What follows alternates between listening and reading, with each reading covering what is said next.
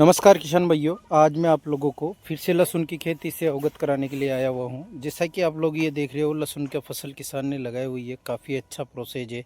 ये लगभग आज 70 से 80 दिन के अंतराल में आ चुका है। किसान भाइयों, हम बात कर लेते हैं। सबसे पहले लहसुन के अंदर फर्टिलाइज़र का ज़्यादा उपयोग करना आवश्यक नहीं है, क्योंकि क्या है कि जितना ज़्यादा हम फर्टिलाइज़र का प्रयोग करते हैं उतना ही ज़्यादा हमें इसके अंदर कई प्रकार की अनेकों समस्याएं देखने को मिलती है। अब फर्टिलाइज़र की बात करें तो किसान भाइयों, आप ये ना सोचें कि ये फर्टिलाइज़र की अधिकता की कैसे, कई किसान लोगों की, हर कोई किसान की बात नहीं है। कई किसान लोग क्या है कि यूरिया और डीएपी का ऐसा माध्यम बना लेते हैं कि जब सिंचाई चालू है उसी सिंचाई में आप यूरिया और डीएपी का प्रयोग उसको कंटिन्यू देते रहते हो। तो ये चीज़ें ज़्यादा लाभकारी नहीं है। किसी भी चीज़ को अगर आप मात्रा के अनुसार अगर पहुंचाओगे फसल को, तो वो पोषण भी लेगी और वो उसके काबिल भी कंप्लीट होगी। परंतु अगर जैसे मान लो हम लोग किसी भी चीज़ को अगर मात्रा से, कैपेसिटी से ज़्यादा अगर फसल को भी पहुंचाएंगे तो कहीं ना कहीं उसके ऊपर भी साइड इफ़ेक्ट उसके देखने को मिलेंगे। बात करते हैं इसके साथ साथ में, जैसे मान लो कई किसान भाइयों का ऐसा देखने को मिला है कि जो फसल है उसके अंदर कीटनाशक और फफूंदीनाशक का प्रयोग एक बार कर लेते हैं, उसके बाद में उसका प्रयोग नहीं करते हैं। फिर एंड में जाकर उनको इस चीज़ का सामना करना पड़ता है कि उनकी फसल के अंदर, जैसे लहसुन की फसल के अंदर पर्दे की संख्या कम होना, कई बार तो किसान भाइयों की जड़ों की मात्रा भी कम रहती है, क्योंकि क्या है, नीचे लगने वाले इंसेक्ट उसको बार बार डैमेज कर देते हैं। तो किसान भाइयों, मैं आप लोगों को आज ये सिफारिश करने के लिए आया हुआ हूँ कि जैसे आप लोगों ने भी लहसुन की फसल लगा रखी होगी, तो उसके अंदर जैसे मान लो फर्टिलाइज़र को कम प्रयोग करें, लिमिटेड करें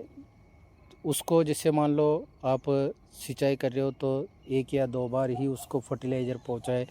जिसमें हम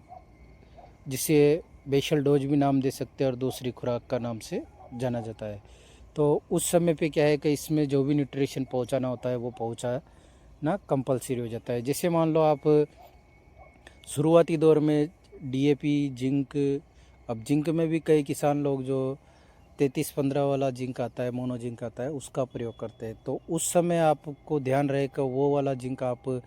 डीएपी के साथ में कॉम्बिनेशन नहीं होता है, पर फिर भी कई किसान लोग जो उसका प्रयोग कर लेते हैं, तो उनको दोनों चीज़ों का ही रिजल्ट देखने को नहीं मिलता है। तो किसान भाइयों, आप लोग ये चीज़ की गलती ना करें। और अगर जैसे मान लो आपने फर्स्ट सिंचाई में ये चीज़ों का प्रयोग कर लिया है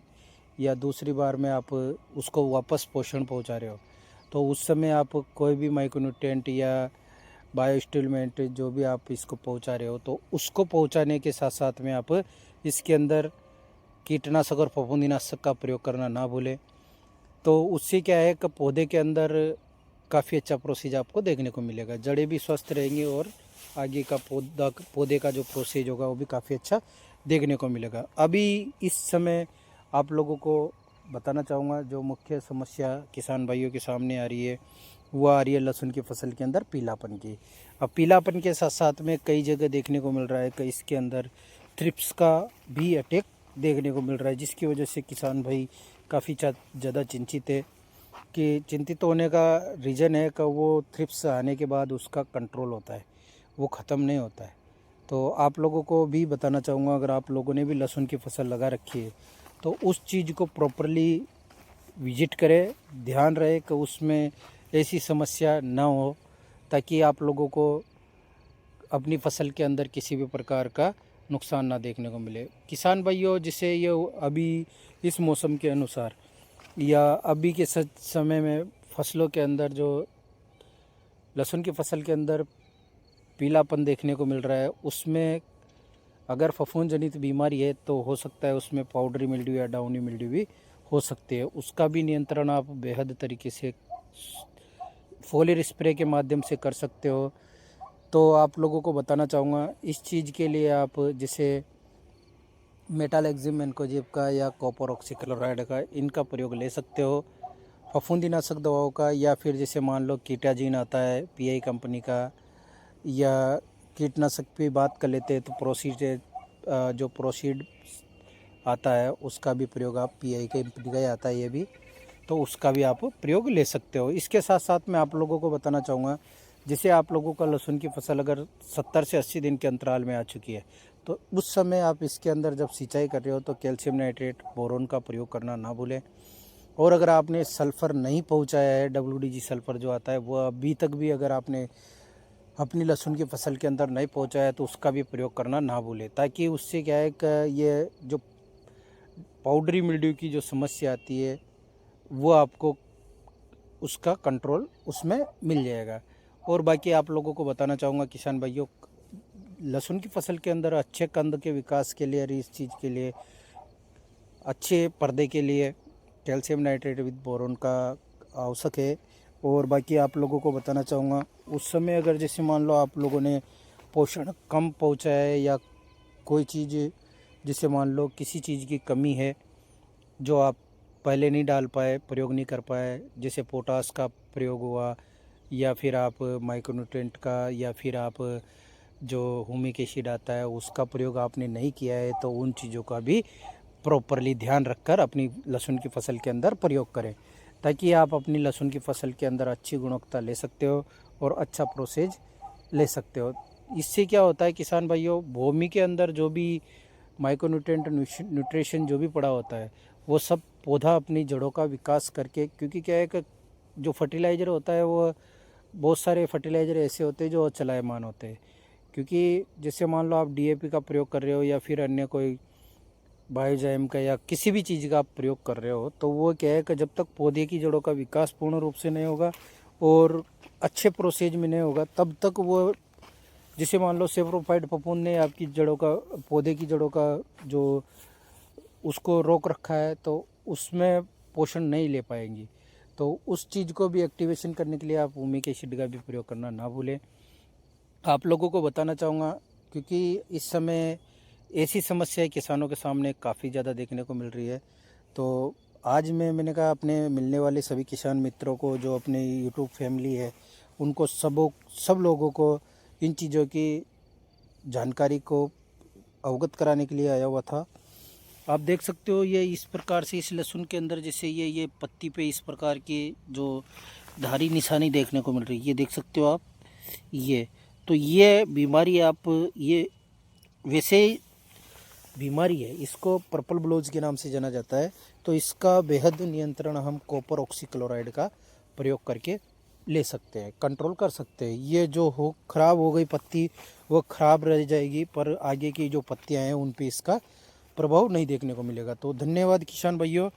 आप अपनी लहसुन की फसल को समय समय पर देखते रहे, विजिट करते रहे। अभी कुछ जगह से मेरे पास इन्फॉर्मेशन मिली थी कि